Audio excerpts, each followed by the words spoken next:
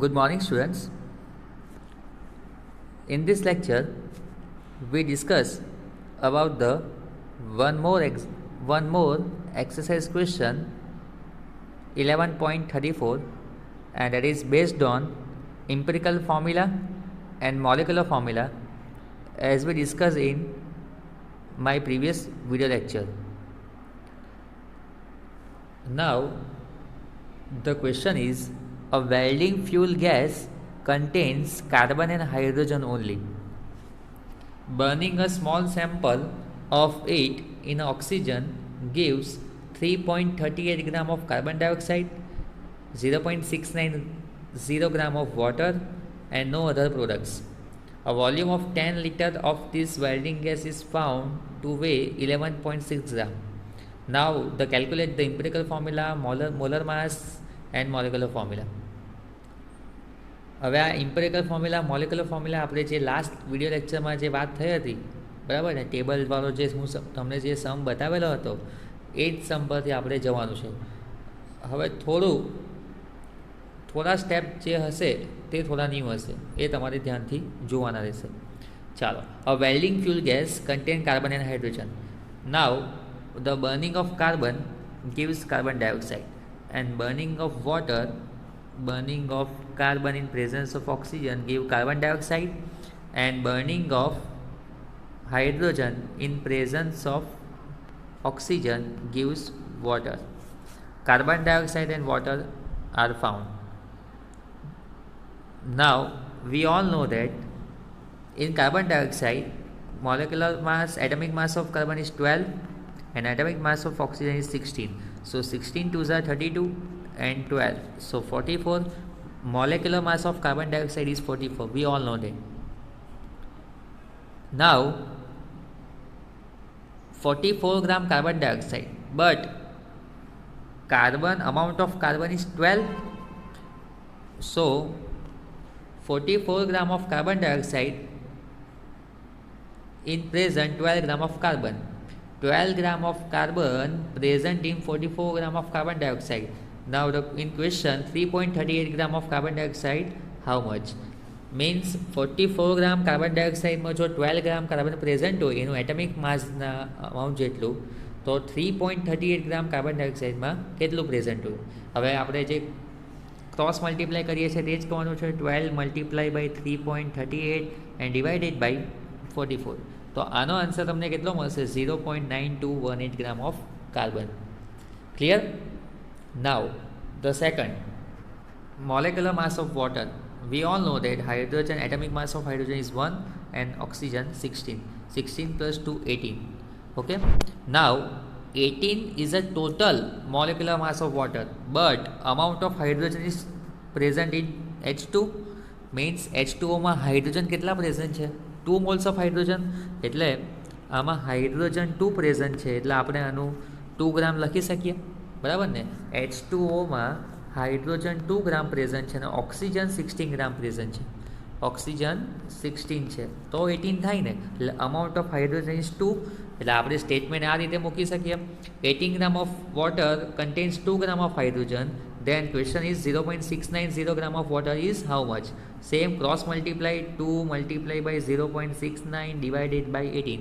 તો આનો આન્સર તમને મળશે 0.0767 gram of hydrogen. Now the total carbon and hydrogen, so total is 0.9218 and plus 0.0767. So total amount substance, total mass of compound is 0.9985 gram. Okay, now here we have to find empirical formula, molecular formula and molar mass. So percentage of carbon is not given, so we all know that percentage formula of element is equal to, first of all, carbon, percentage of carbon is equal to 100 multiplied by weight of solute, that we discussed in previous lecture. Percentage of carbon, percentage of hydrogen, any element we have to put one formula 100 multiplied by weight of solute. Now weight of solute is here, કાર્બનનું weight કેટલું present છે 0.9218 divided by weight of solution. તો total weight આપણે કેટલું find કર્યું 0.9985. બરાબર. આ આપણે પ્રીવિયસ લેક્ચરમાં પર્સન્ટેજવાળા તમને જે સમ બતાવેલા એ જ ફોર્મ્યુલા મૂકી છે અહીંયા. 100 multiply by weight of solute means કાર્બનનું વેટ મૂક્યું અને ડિવાઇડેડ બાય ટોટલ વેટ. તો આનો આન્સર કેટલો મળશે 92.32%. 100 સાથે મલ્ટીપ્લાય કર્યું એટલે પર્સન્ટેજમાં આન્સર આવશે. Now mass of hydrogen.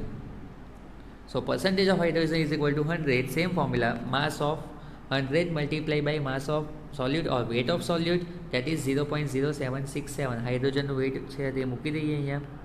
Now total weight same જ આવશે 0.9985. તો આનો આન્સર આવશે 7.68. આને તમે બીજી રીતે બી કરી શકો. તમે એકના પર્સન્ટેજ તમારી પાસે મળી ગયા 92.32. તો આને તમારે 100માંથી માઇનસ કરી નાખવાના. પર્સન્ટેજનો સમ છે એટલે 100માંથી માઇનસ કરી નાખો તો તમારા આટલો જ આન્સર આવશે 7.68. બરાબર. આ શોર્ટકટ મેથડ છે. હવે તમારી પાસે પર્સન્ટેજ મળી ગયા તો હવે આપણે જે પ્રીવિયસ વિડીયો લેક્ચરમાં જે સમ બતાવેલો હતો ટેબલવાળો સમ, બરાબર, તે એના પરથી થઈ જશે. ચાલો, અને એક મેં તમને હોમવર્કમાં પણ સમ આપેલો છે. તો સેમ જ છે હવે તો પેટર્ન. આમાં બે એલિમેન્ટ પ્રેઝન્ટ છે, carbon and hydrogen. So element carbon and hydrogen and percentage 92.32 and 7.68 જે આપણે અત્યારે ફાઇન્ડ કર્યા હતા અહીંયા મૂકવાના. Molecular mass we all know that molecular mass of carbon is 12 and molecular mass of hydrogen is 1. Now mall ratio એટલે આને 92.32 ને 12 સાથે ડિવાઈડ કરી નાખો અને 7.68 ને 1 સાથે ડિવાઈડ કરી નાખો. માસ પર્સન્ટેજને મોલેક્યુલર માસ સાથે ડિવાઈડ કરવાનું છે એટલે આન્સર આવશે 7.69 અહીંયા 7.68. હવે તમને અહીંયા ક્લિયર છે, મેં તમને કીધેલું છે જે સ્મોલર વેલ્યુ હોય તેને ડિવાઈડ કરવાની. તો સ્મોલર વેલ્યુ અહીંયા 7.68 છે એટલે 7.69 ડિવાઇડેડ બાય 7.68. તો તમારો આન્સર કેટલો આવશે? ઓલમોસ્ટ 1ની નિયર આવશે. અને અહીંયા પણ 7.68 ડિવાઇડેડ બાય 7.68. તો આનો પણ આન્સર 1 આવ્યો. બરાબર. એવરેજ મોલર માસ 1 આન્સર આવી ગયો. તો આની મોલેક્યુલર ફોર્મ્યુલા તમારી સામે ક્લિયર છે કે કાર્બનનો આન્સર પણ 1 આવ્યો, હાઇડ્રોજનનો આન્સર પણ 1 આવ્યો. તો આને આપણે કેવી રીતે લખી શકીએ હવે એકદમ ઇઝી ફોર્મમાં? CH 1ને આપણે લખીએ નહીં, બરાબર, એટલે આનો આન્સર શું આવશે? CH. નાવ હવે આપણે આગળ જઈએ. બરાબર. આની આપણે ઇમ્પિરિકલ ફોર્મ્યુલા, એક ક્વેશ્ચનના આન્સર આપણી પાસે મળી ગયા ઇમ્પિરિકલ ફોર્મ્યુલાનો. હવે આપણે મોલેક્યુલર ફોર્મ્યુલા માટે એનની વેલ્યુ જોઈએ. તો આપણે એનની વેલ્યુ આપણી પાસે અહીંયા ગિવન નથી. તો આપણે અહીંયા ક્વેશ્ચનને આગળ વાંચીએ થોડું, તો એના પરથી તમને મળી જશે. તો અહીંયા એવું લખેલું છે 10 litre of major STP. STP means standard temperature pressure of the welding gas is found to weigh 11.6. Means 10 લીટરમાં 11.6 વેટ પ્રેઝન્ટ છે. બરાબર ને? તો આપણે અહીંયા સ્ટેટમેન્ટ મૂકી દઈએ, એકદમ easy statement. 10 litre gas at STP 11.6 gram is present.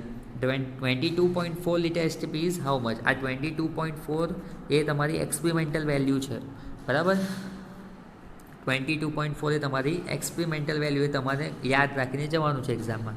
તો 10 લીટરમાં 11.6 તો 22.4માં કેટલા? તો આને ક્રોસ મલ્ટીપ્લાય કરી દેવો. 11.6 મલ્ટીપ્લાય બાય 22.4 ડિવાઇડેડ બાય 10. તો આનો આન્સર આવશે 25.98. Now round off this figure 25.98 is nearly equal to 26 gram per mole. બરાબર. અહીંયા ફાઇની અબાવ વેલ્યુ છે એટલે આપણે 26 લઈ શકીએ. નાવ the last step is n. n is equal to molecular mass or molar mass divided by empirical formula mass. Empirical formula mass. So molar mass is 26. આપણે જે કેલ્ક્યુલેશનથી કર્યું તે. અને ઇમ્પિરિકલ ફોર્મ્યુલા કેવી રીતે ફાઇન્ડ થાય? તો અહીંયા તમે જે આન્સર આવેલો છે કાર્બનનો 12, હાઇડ્રોજનનો 1 મીન્સ 13 મળી ગયું.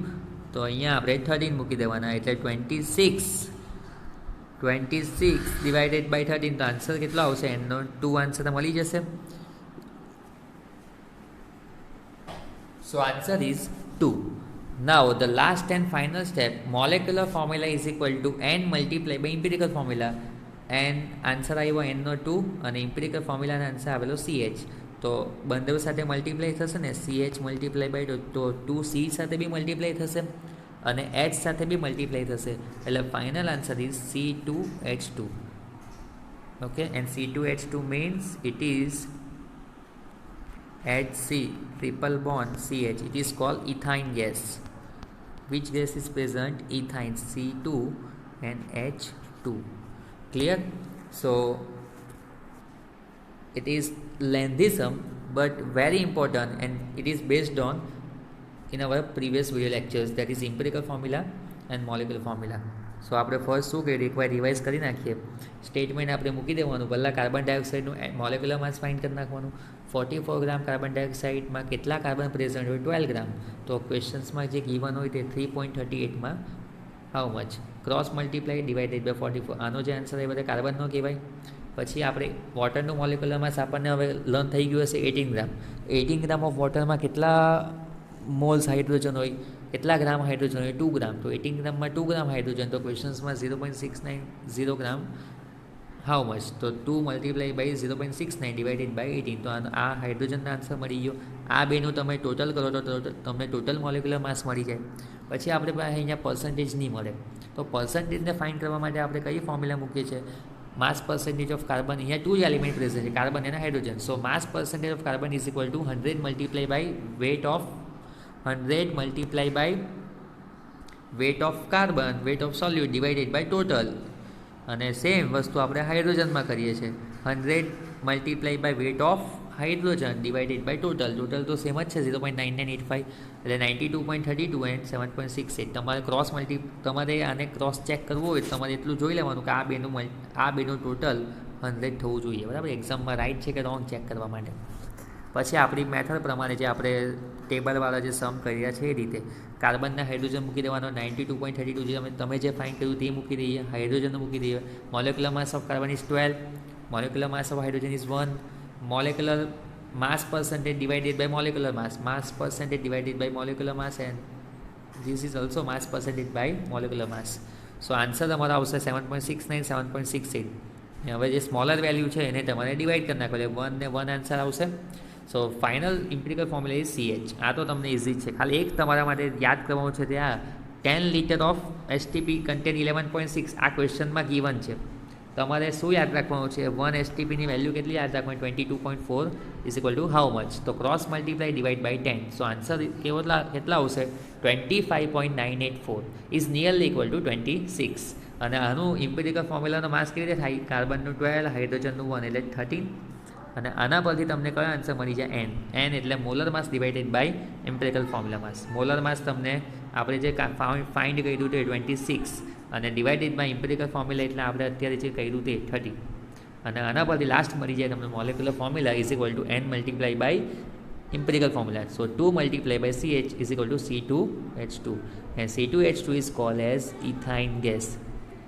So very long sum, but practice કરશો તમે તો આ સમ તમારા માટે ઇઝી જ છે. Clear? So now we discuss one extra sums, and that is based on percentage W by W. We all know that what is the formula of percentage W by W? Weight by weight, 100 multiplied by weight of solute. Solute means solution માં જેનું amount less હોય તે, divided by weight of solutions. Clear? That is the formula of percentage W by W. Now the question is, how much gram of water required to prepare 10% W by W? Here percentage W by W is given of HCl by dissolving 36.5 gram of HCl. Now this is the solute, 36.5 gram HCl dissolve in how much gram of water? Means આપણે સોલ્વન્ટનું wet આપણે find કરવાનું છે, બરાબર ને. Solvent ને solution mix થાય તો જ સોલ્વન્ટ એન્ડ સોલ્યુટ મિક્સ થાય તો સોલ્યુશન બને ને. એટલે આપણે આ સોલ્વન્ટને ફાઇન્ડ કરવાનું છે. સોલ્યુટ તો પ્રેઝન્ટ જ છે 36.5 ગ્રામ અને પર્સન્ટેજ બી આપણને ગિવન છે. તો ચાલો આપણે પહેલાં ફોર્મ્યુલા મૂકી દઈએ. Percentage W by W is equal to 100 multiply by weight of solute means 36.5 divided by weight of solution is not given. So X suppose કરીએ સોલ્યુશન નથી આપણી પાસે અત્યારે. Clear? Now percentage W by W means 10 અહીંયા મૂકીએ આપણે જે ક્વેશ્ચન્સમાં છે તે is equal to 100 multiply by 36.5 divided by X. હવે આપણે આને ક્રોસ મલ્ટીપ્લાય કરી શકીએ ને, તો 10x is equal to 100 multiply by 36.5 એને આપણે આવી રીતે લખીએ ડિવાઈડ બાય 10 પોઈન્ટ કાઢી નાખીએ તો રિમૂવ કરીએ તો અહીંયાથી આ 0 કેન્સલ, આ 0 cancel.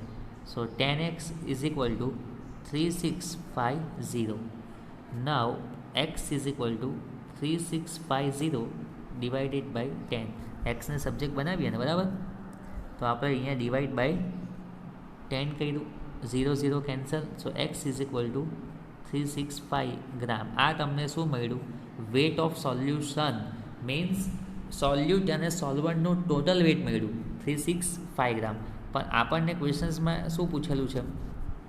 ક્વેશ્ચન્સમાં how much gram of water means સોલ્વન્ટનું વેટ પૂછેલું છે.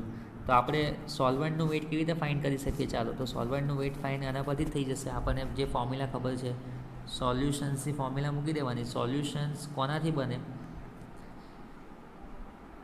સોલ્યુટ પ્લસ સોલ્વન્ટ. આપણી પાસે સોલ્વન્ટનું વેઇટ નથી એટલે આ આપણે આને સબ્જેક્ટ બનાવવાનો રહેશે. ચાલો, સોલ્યુશનનું આપણી પાસે છે 365 અને સોલ્યુટનું જે તમારા ક્વેશ્ચન્સમાં ગીવન છે, ક્વેશ્ચન્સમાં ગીવન છે 36.5 ગ્રામ સોલ્યુટ એડ કરેલું છે, બરાબર ને?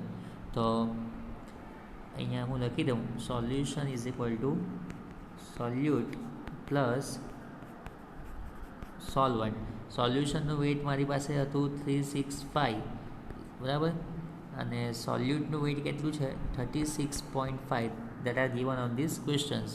નાવ સોલ્વન્ટ આપણી પાસે નથી એટલે અહીંયા લખવાનું ખાલી સોલ્વન્ટ, એટલે વોટર આપણે મળી જશે. હવે સોલ્વન્ટને સબ્જેક્ટ બનાવી દો. Solvent means water is equal two આને આપણે આ સાઈડ લઈ જઈએ એટલે 365 માઇનસ 36.5. તો આનો ફાઇનલ તમે માઇનસ કરીને આનો આન્સર કેટલો આવશે? 328.5 ગ્રામ.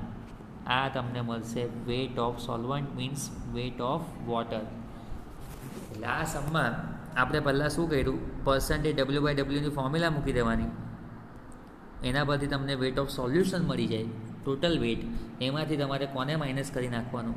વેટ ઓફ સોલ્યુટને, એટલે તમને સોલ્વન્ટનું વેટ મળી જાય. So it is very easy question.